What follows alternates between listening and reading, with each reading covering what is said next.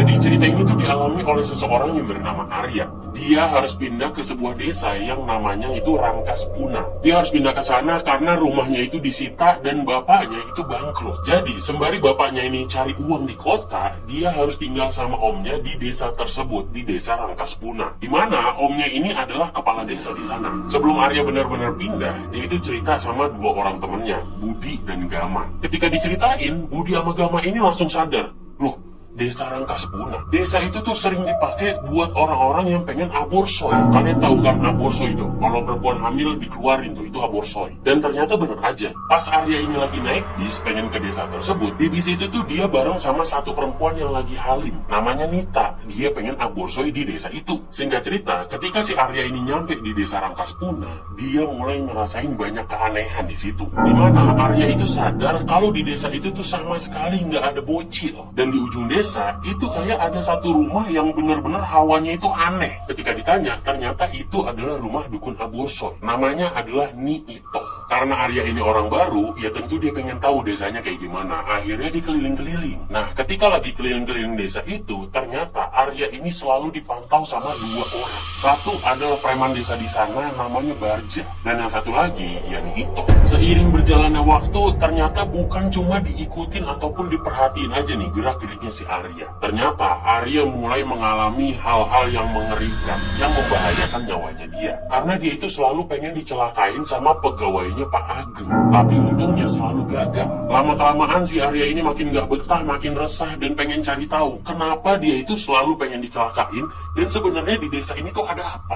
Akhirnya Arya ini mulai cari tahu, mulai dari Nyi Itoh. Arya ini mulai tahu kalau praktek aborso yang dijalani sama Nyi Itoh namanya itu adalah ritual Neloni. Tapi ini ritual bener-bener gila banget, asli gue merinding nih. Jadi kalau Nyi Itoh itu udah ngeluarin dari orang-orang yang pengen aborsoy, nanti oroknya itu bakal dijadiin lauk sama Nyi Itoh di mukbang. Hal itu dilakuin supaya dia itu panjang umur dan awet muda. Aduh gila ya, orok dijadiin lauk di mukbang.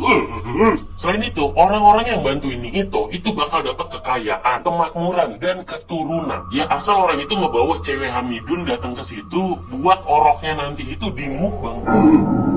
Aduh gila banget ya. Dari kegiatan itu, makanya desa itu dikenal dengan sebutan Kampung Jabang. Mengetahui hal itu, Arya ini makin dalam pengen cari tahu sebenarnya desa ini tuh apa sih? Gimana awalnya? Kenapa orang-orang di situ tuh kayak memuja Nyi Itoh? Pengen tahu tuh dia semua. Dan setelah dicari tahu sama Arya, kenapa Nyi Itoh ini kayak disembah banget sama warga desa di situ? Itu awal mulanya gara-gara kakeknya Arya sendiri. Jadi kayak orang pertama yang menyembah Nyi Itoh itu adalah kakeknya Arya. Dimana dia itu minta tolong sama Nyi Itoh supaya dia itu dapat keturunan dan juga kekayaan. Setelah kakeknya Arya minta tolong sama Nyi Itoh, lahirlah tuh Pak Ageng dan bapaknya Arya. Bapaknya Arya itu nggak mau nerusin ritual tersebut. Akhirnya dia itu pergi ke kota karena dia itu nggak mau anak cucunya nanti dijadiin tumbal.